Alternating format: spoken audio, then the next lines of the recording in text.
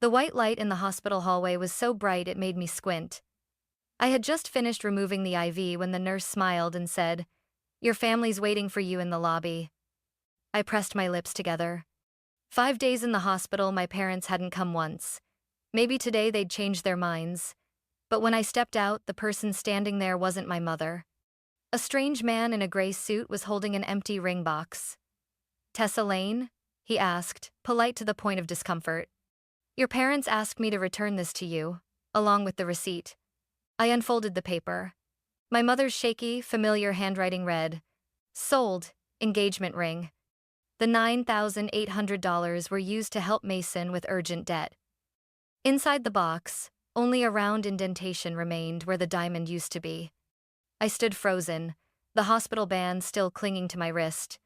They hadn't just forgotten to pick me up from the hospital, they'd sold the only thing that made me believe in love.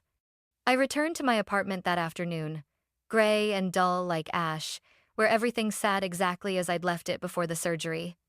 The scarf on the couch was still folded in half, the glass still upside down by the sink. Only one thing was gone, the glimmering circle that used to wrap around my finger. I took off my coat, my hand instinctively reaching for the empty space where the ring had been. My skin still carried a pale mark, the trace of something stolen. I opened my phone. No missed calls, just one message from Mom sent early that morning. "Thanks to your ring, Mason's out of trouble. You should be proud." The word proud hit me like a slap. I read it again, to make sure I wasn't imagining it. The whole sentence, every word, contained not a single apology.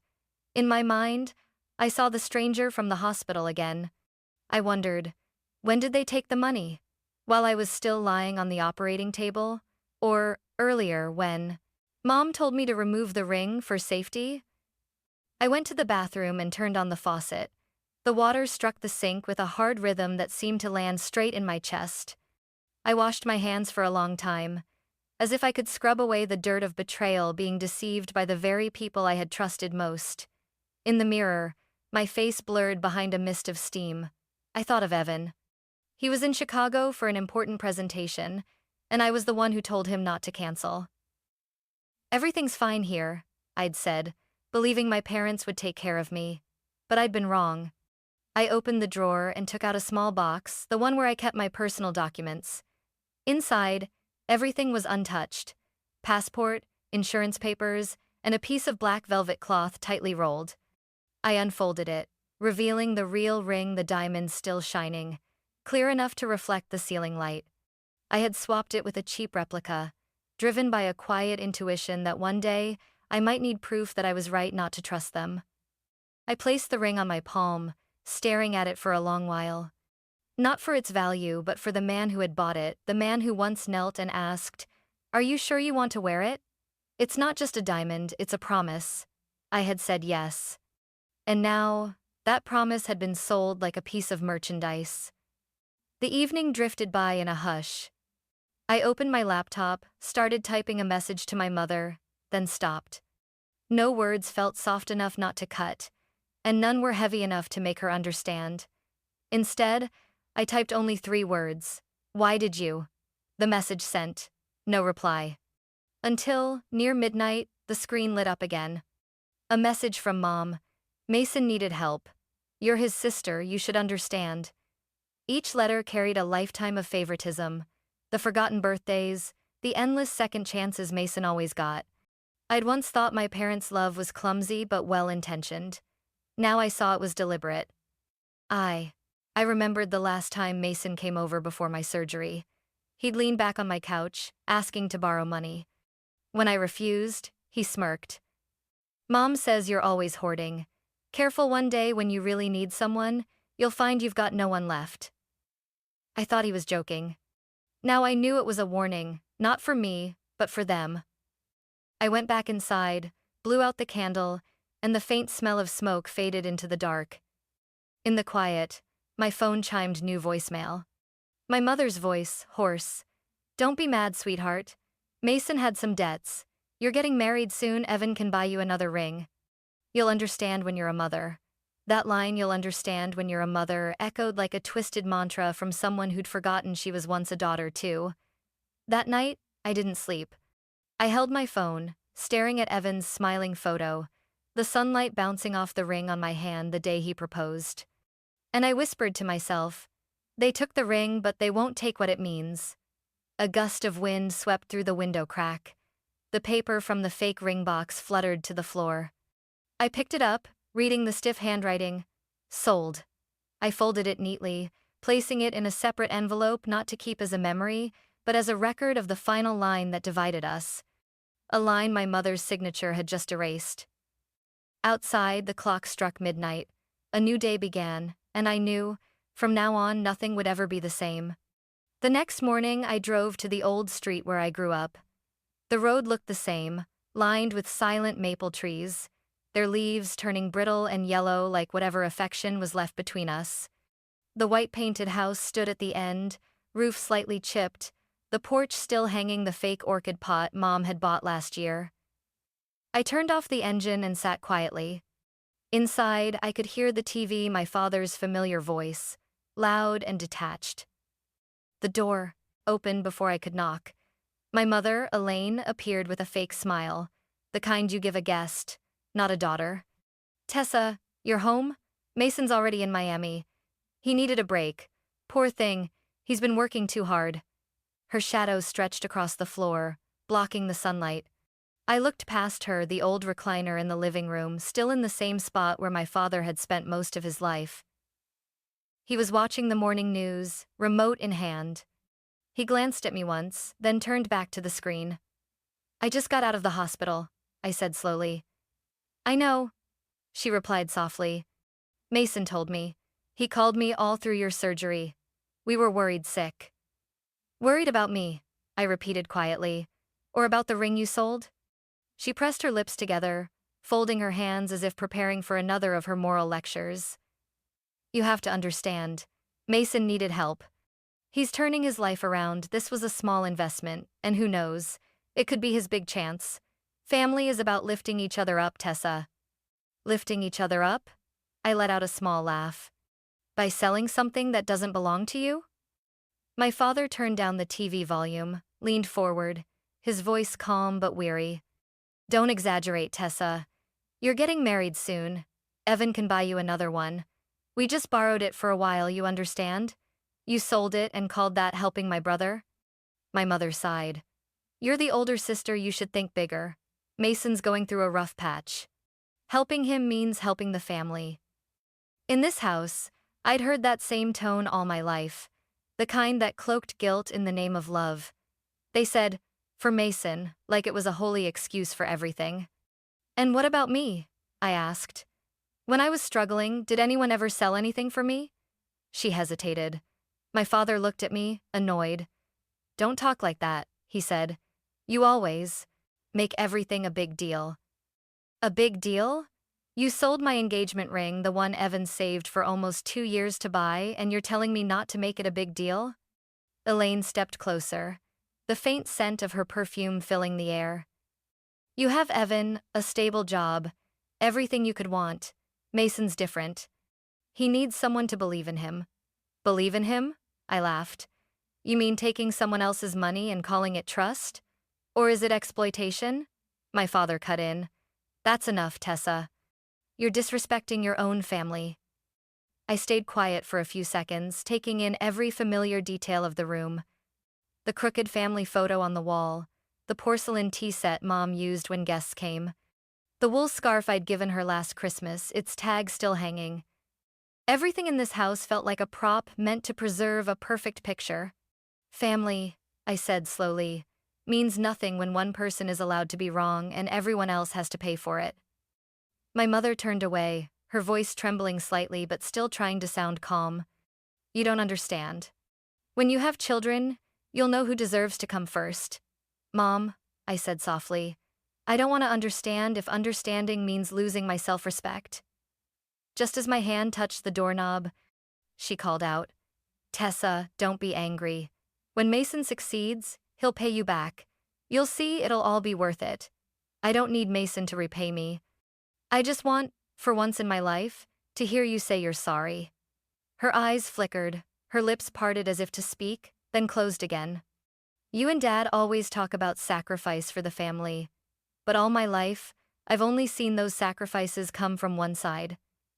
I walked down the steps, the sound of the door closing behind me landing like a temporary full stop. Outside the window, the world drifted past the houses, the trees all fading into blur. I didn't know if they realized what they'd done. Probably not. I slowed the car at the intersection, my hands tightening unconsciously around the steering wheel. From afar, the red traffic light glowed against the windshield, and in that instant, I realized I wasn't angry anymore, just empty. The emptiness of someone who's reached the edge of their faith. Outside, light rain tapped softly against the window pane, like a steady rhythm knocking on my heart. I sat at my vanity table, the engagement ring resting between my palms, glimmering under the light like a promise still breathing. Evan called, his voice warm and steady. "Don't worry, it's just a small surgery. Once I'm done in Chicago, I'll come right back." I smiled, reassuring him, though my heart felt heavy. Not because of the surgery, but because of a feeling vague, persistent, impossible to name. After hanging up, I opened the drawer and took out a cheap ring I'd bought during a clearance sale. Its stone was clear, smaller, and unless you looked closely, you'd never notice the difference. I held both rings side by side. I slipped off the real one, looking at it one last time before opening a small metal box where I kept something no one knew about. A chip the size of a fingernail, thin as paper. I fitted it perfectly inside the ring, invisible to the naked eye. Inside that chip was a backup I'd made months earlier, insurance statements and bank records my mother had falsified to claim the inheritance money after my grandmother died. My grandmother had been the only person in the family who truly cared about me. She used to say, "Money can't buy love, but it can show you who really loves you." When she passed, my mother said the insurance money was still being processed, and after that, no one ever mentioned it again. I discovered the truth by accident. While filing for a mortgage, Mom's name appeared on one of Grandma's old account records. I didn't confront her. I copied everything quietly, like someone standing outside their own life, watching others perform. From that moment on, I learned never to let anyone hold total control over what was mine, whether it was money or trust. And that engagement ring became the final test. The next morning, I stopped by my parents' house before heading to the hospital. Mom was trimming roses on the porch. Dad sat reading his newspaper. "I'll be in the hospital for a few days," I said softly. "The ring might get lost. I think I should leave it here." Mom looked up so quickly it startled me. "Yes, that's right. I'll keep it. Hospitals can be chaotic." "I'll lock it in the safe," Dad added, without lifting his eyes from the paper. "Give it to your mother. Don't worry. Valuables should stay somewhere safe." I slipped off the fake ring and placed it in Mom's hand. "Please be careful. It means a lot to me."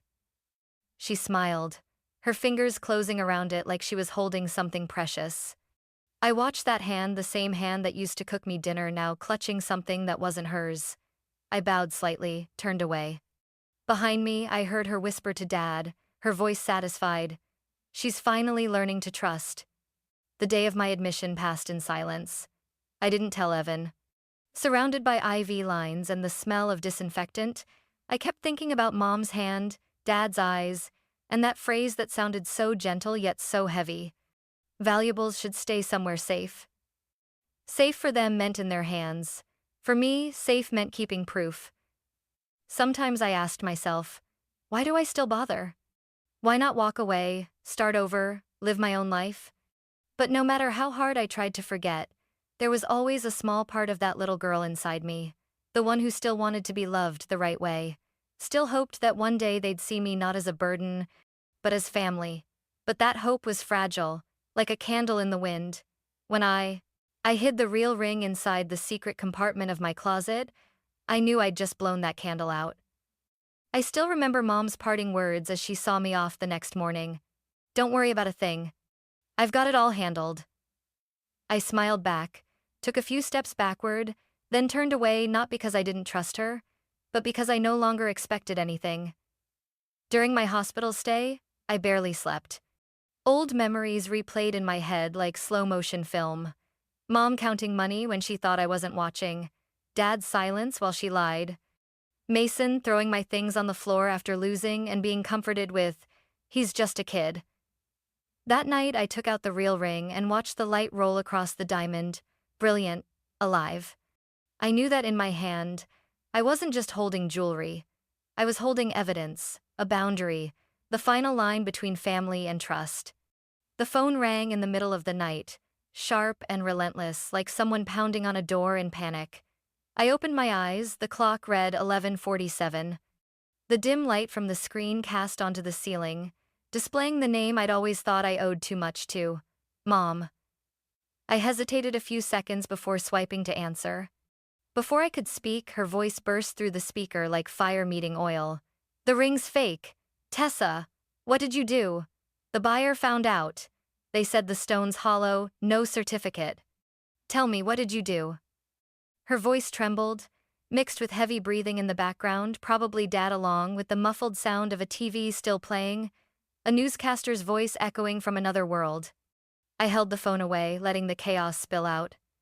"Calm down, Mom," I said quietly. "I didn't do anything." "Don't lie. You gave me a fake. They want their money back. And if not, I gave you exactly what you wanted to keep," I said slowly. "What?" "The thing you thought was safe. The thing you deserve." There. It was a pause. Then my father's angry voice roared through. "You're destroying this family, Tessa." "No, Dad," I replied, my voice low but steady. "I'm just not letting this family destroy me anymore." A loud thud hit the table on their end, followed by Mom's sobs, as if tears could wash away guilt. "Did you do this to humiliate us? To see us suffer? You don't understand. Mason needed that money. Enough," I cut in. "It's always Mason. What about me? When do I ever get to need something? What are you planning to do with this stunt?" Dad's voice growled. Mom burst into louder sobs, her voice breaking in fragments. "They're threatening to call the police. Do you think this is some kind of joke? They know our address, Tessa. What if they come here? Do you want your parents dragged into court?" I set the phone down on the bed and turned on the speaker. Their voices still spilled out, sometimes frantic, sometimes overlapping with blame. Inside me, a small, fleeting spark of pity wanted to answer, to soothe them. But it died the moment I remembered the paper in that man's hand at the hospital, the one that said sold. A long, wordless pause stretched, as if the cord connecting us had just been cut. Mom finally spoke softly. "You don't sound like our Tessa anymore. You're not the same daughter you used to be." "Maybe that's because that daughter couldn't survive in this house, Mom." Then the call ended abruptly. The screen dimmed to black. I sat still, my hand clutching the phone. Faint light from the window touched the photo frame on my desk, an old picture of our family at the park when I was 12. Mom was holding Mason's hand. Dad stood in the center, and I was off to the side, smiling just enough to fit into the frame. I brushed my fingers over the glass, the dust softening that forced smile. Maybe that picture had always told the truth better than any words. Another chime. This time, a message from Mom. "Can you come by tomorrow? We need to talk. Your father's not feeling well." I read it over and over, typed a few words, then erased them. Finally, I wrote only, "No need, we've said enough." Outside, the night was so quiet I could hear the distant hum of cars crossing the bridge. The wind carried the smell of rain, a scent that used to remind me of home, but tonight it made me shiver. I leaned against the balcony railing, watching the glowing windows scattered across the building, opposite families, sharing late dinners, laughing, maybe even arguing, but still sitting together afterward. And then there was us arguing only so everyone could hear themselves. At dawn, when the first light poured through the blinds, I got up, made coffee, and set the cup on the table, watching the steam fade into the air. The phone showed 12 missed calls, all from the same number. I deleted them without listening. Outside, the city was waking up, engines, horns, metal gates rolling open. I listened, then smiled faintly. The ache inside me was still there, but it wasn't chaotic anymore. It had condensed, sharp, clean, like a deep wound that had stopped bleeding. And in that silence, I knew they wouldn't stop here. When they lost control, they always looked for someone to blame. 3 days later, on a morning when the sky was thick and metallic gray, pounding knocks rattled my door, pulling me from my thoughts. I had just started the coffee machine and hadn't taken the first sip when the knocks came again, urgent, desperate. I walked over and opened the door slightly. In that narrow frame stood 3 faces I knew by heart, even with my eyes closed. My mother, pale, disheveled hair, dark circles under her eyes. My father behind her shirt wrinkled, collar open, forehead damp with sweat. And my brother, head bowed, fists buried in his jacket pockets, trembling. "Tessa, we need to talk," Mom said, her voice shaking. I stood in the doorway, not inviting them in. Morning light cut across the floor, marking a clear line between us. "About what?" I asked calmly. Dad glanced at Mason, signaling him. Mason stepped forward, voice hoarse. "The ring buyer. He's demanding $9,800 back. He said if we don't pay immediately, he'll go to the police. He knows our address, Tessa. I'm scared." Mom rushed to add, afraid I might shut the door. "Listen to me first. It's not as simple as you think. That man, he's not just some businessman. He said if we don't pay today, he'll come to the house, he'll make a scene. You don't want your parents in trouble, do you?" "No," I said quietly. "I don't want anyone in trouble. But you're mistaken, Mom. This trouble isn't mine." Mom clutched her chest, crying. "Say whatever you want, but right now only you can help. You can lend us the money just for a while until the house sells. We'll pay you back." "Borrow for a while," I repeated. Sounds familiar. Every time it's just for a while, and it's never returned. Mason lifted his head, eyes red. "You think I wanted this? You think I wanted to take your ring? Do you even know what they threatened? They said they'd show up at Dad's work and humiliate the whole family. You really want to see that happen?" "No, Mason," I said, still calm. "I want to see, just once in my life, you take responsibility for what you've done." "I didn't mean to," Mason shouted. "I thought after investing, I'd pay it back. I didn't know that man was like that." "You didn't know," I said slowly. "But Mom did, Dad did, and they both signed the sale papers.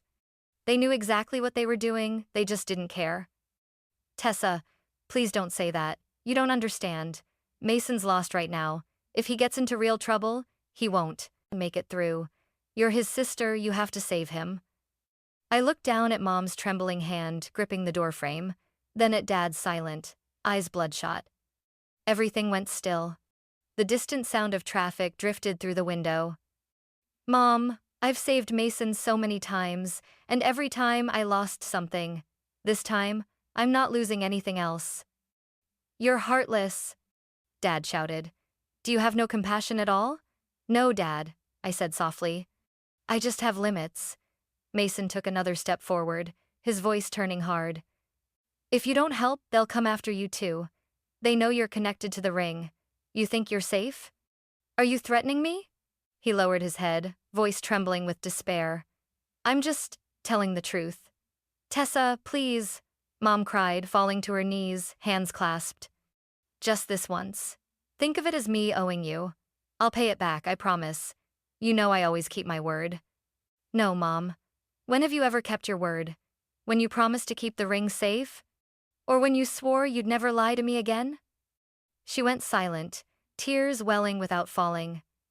Mason looked at me as if he no longer recognized his sister. "You really have changed," he whispered. "No," I said. "I've just woken up." Then Mom collapsed further, pleading through sobs. "Please, sweetheart, if this goes to court, our whole family will fall apart. You can hate me, hate Mason, but don't let your father get dragged into this. He's too weak now." I stepped back half a step, the tightness rising in my chest. She was replaying her favorite role, the tragic mother, and I, for as long as I could remember, had been her most faithful audience. But this time, the performance didn't move me. "Get up, Mom. Don't do this. I don't believe in those tears anymore." The apartment fell silent. Outside, a car horn wailed, then faded. I took a deep breath, opened the door a little wider, not to let them in but to let the light pour through, illuminating the distance between us. Go home. I can't help you. And I think it's time everyone bears their own share. I wasn't surprised when the rumors began to spread so fast. And Mom, as always, was an expert at it. 2 days after I refused to help pay their debt, my phone started ringing nonstop calls, messages, even voice recordings from relatives I hadn't spoken to in years. Tessa, why would you do this to your parents? I heard you switched the real ring for a fake one and blamed them. My God, do you really want to humiliate them that badly? Those voices mixed with curiosity, criticism, pity. I deleted each message, scrolled through each conversation. But when I saw the next sender's name, my hand froze. Aunt Marie, the only one who had been there for me as a child, the one who knew my family best. I opened the message. Elaine is telling everyone that you deceived them, that you switched the ring to trap your parents. They're saying you're cruel, that you want to disgrace the whole family. I don't believe it, but everyone's talking. I wasn't surprised. In this family, the guilty one was always me, as long as they shouted loud enough. That afternoon, I stopped by the supermarket for a few things. Just as I reached the checkout line, my phone vibrated. It was Aunt Evelyn, a distant relative, my mother always called the one who knows how to keep the family's reputation. Tessa, she said softly, her voice both gentle and probing. I just want to ask one thing. Did you really do it? Everyone's saying you switched the ring. But if you apologize, your parents will probably forgive you. You know they only want what's best for you. I let out a dry laugh that scraped from my throat. Auntie, people who want what's best for me don't sell my engagement ring to save someone else. Silence, on the other end. Then the faint click of the call ending, like she'd just done something she knew was wrong. I slipped the phone into my pocket and pushed the cart out of the line. That evening my phone lit up again. This time it was a post in the family group on social media, a place where my mother rarely wrote anything, but today was different. She didn't mention my name, but everyone knew who it was about. Not everyone knows how to appreciate the sacrifices others make. Some children care only about possessions and forget their own blood. But we still forgive, because we are parents. Below it, the flood of reactions and comments came quickly. You're such a good mother. Kids these days are impossible to understand. Poor Mason. Having a sister like that must be hard. Stay strong, Elaine. The truth will come out. That night, I called Aunt Marie. Her voice was still as gentle as I remembered from childhood. I know you didn't do it, but they're getting aggressive. Elaine's been talking at church, telling the neighbors. I'm afraid they'll twist everything. They've done this before. The difference is, this time I'm not staying quiet. And now? She asked softly. Now, I won't. After the call, I quietly logged into an old account I rarely used. Everything was still there, the files I'd saved long ago. Insurance contracts, transfer receipts, bank statements, all dated, signed, sealed. I remembered the day my grandmother died, the funeral house full of people offering condolences, my mother sobbing beside the casket, saying that everything will be shared equally. But then, the insurance money disappeared, along with her vague explanations. I stayed silent for years, thinking that speaking up would destroy whatever was left of the family. But now, they were the ones destroying it. When the clock neared midnight, I drafted a message to Aunt Marie. Auntie, don't open the family group tomorrow morning. Something's going to happen. I just wanted to warn the only person who had never turned her back on me. The next morning, I sent a message to the family group, a short note with a few images attached. Since everyone's wondering, here's what really happened. My parents sold my engagement ring for $9,800 to pay Mason's debt. When the buyer found out it was fake, he threatened to call the police. To avoid trouble, my parents borrowed from predatory lenders, and that's why they lost the house. I'm not speaking badly about anyone. I'm just giving the truth back to its rightful place. I pressed send. The screen blinked, then went still. Less than 10 minutes later, my phone began to buzz nonstop. Messages from relatives poured in. Tessa, is this true? My God, did they really do that? Elaine says it's a misunderstanding, but those documents. I believe you. I always have. I didn't reply to anyone. On the other side of the screen, my family was falling apart. I knew my mother would respond. And she did. Hours later, her new post appeared. A child who can't understand a parent's sacrifice will live a life full of resentment. But this time, the comments had changed tone. Elaine, there's evidence. Don't deny it anymore. Mason's been spoiled for too long. Poor Tessa, to endure that for years. I knew they wouldn't stop. They might try to fight back, call me, plead, or threaten. But this time, it was different. I wasn't afraid of losing them anymore. Because the truth was, I'd lost them long ago. Today, I was just finally admitting it. When I got home, there was a pale yellow envelope in the mailbox, no sender name. On the flap, in slanted handwriting, were 2 words, for Tessa. I hesitated, glanced around. The hallway was empty. I took it inside, slit it open with a paper knife.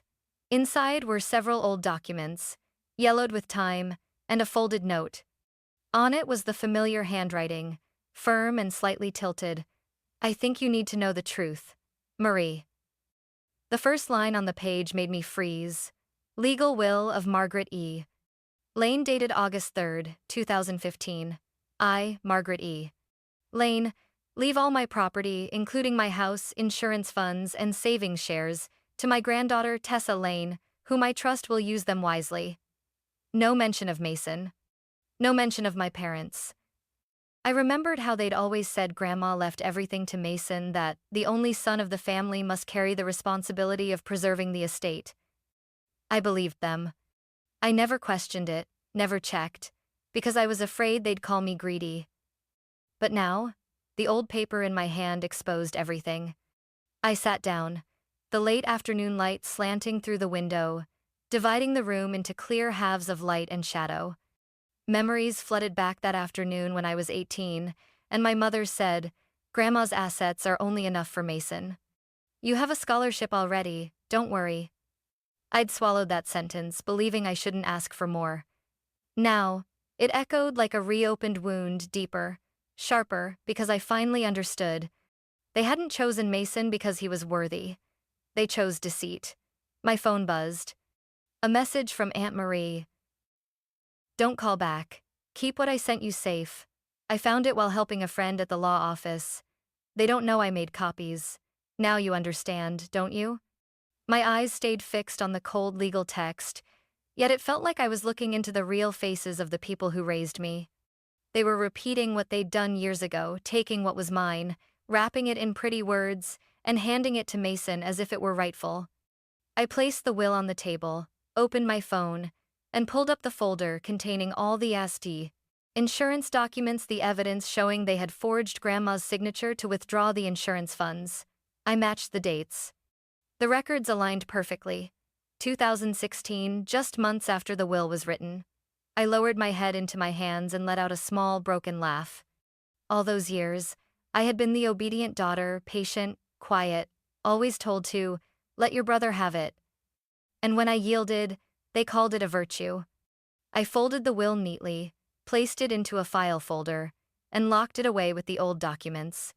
My hand rested on the table, where a small scratch remained, the mark from the day I'd brushed against the ring box. I closed my eyes, letting the steady tick of the clock fill the silence. The pain wasn't sharp anymore. It burned low, like a small flame in a closed room, not loud, but bright enough to reveal every crack in the past. That morning, the sky was clear and cold. I woke earlier than usual, listening to the wind softly brushing through the curtains. Evan was adjusting his tie in front of the mirror. Our eyes met in the reflection, and he smiled, a calm, steady smile that somehow settled my heart. "Are you ready?" "Yes," I answered, my voice quiet but firm. Today was our wedding day. No big crowd, no extravagance, just a small ceremony by the lake, a few close friends, and people who came because they believed in love, not because of obligation or curiosity. The wedding dress I chose was simple, unadorned. Evan said it was just like me. "You don't need to show off, you just need to be real." I smiled, saying nothing. Because the truest thing today was in my hand, the old engagement ring, the small diamond catching the morning light. The real ring, the one they never touched. I looked at it for a moment, my finger turning it gently. There was a time I thought I would never wear it again. But now, after everything, I wanted to keep it as a witness not to pain, but to how I stood up again. The ceremony took place in a small garden by the lake. White and yellow flowers swayed in the breeze, the early sunlight shimmering across the water. When the officiant asked, "Do you take this man?" I looked only at Evan. He held my hand, squeezing lightly, saying nothing, but I understood. We weren't just getting married. We were beginning a chapter where no other shadow could reach us. After the ceremony, when most of the guests had left, I sat in the reception room, slipped off my heels, stretched my legs, and exhaled. Evan was talking to his best friend near the doorway. The sunlight slanted through the glass, falling on my hand on the ring. The light was clear, still, and peaceful, the kind of peace I had spent my youth learning to protect. My phone buzzed. A message from an unknown number. "You've won, but we all lost." No name, no signature. But I didn't have to guess. The short, cold, emotionless tone, only Mason wrote like that. I stared at the words for a moment, then deleted them. Not out of anger, but because there was nothing left to say. I hadn't won against anyone. We had just chosen different paths, and mine no longer crossed theirs. Evan came over, placing a hand on my shoulder. "Are you okay?" "I'm fine," I said softly. "I was just thinking, it's really all behind us now." He sat beside me, quiet for a while, then said, "Sometimes you have to lose things to see who truly stays." I smiled. Outside, the wind brushed over the lake, the surface rippling, and the laughter of our friends faded in the distance. I held his hand, feeling warmth spread through my cold skin. That night, when we came home, there was an envelope on the table with no name on it. The paper was old, the handwriting rushed and slightly tilted, probably my mother's. I picked it up, hesitated for a moment, then opened it. "Tessa, I don't know where to start. The house has been repossessed. Mason's gone. Your father is ill. Maybe you feel relieved, because the truth finally took your side. But sometimes, being right doesn't mean you keep everything." No signature, just an empty space after the last word. I set the letter down. I felt neither joy nor sadness, only a quiet stillness, like the last rain of the season falling, then gone. I took the ring again, turned it gently on my finger, watching the diamond reflect light onto the ceiling.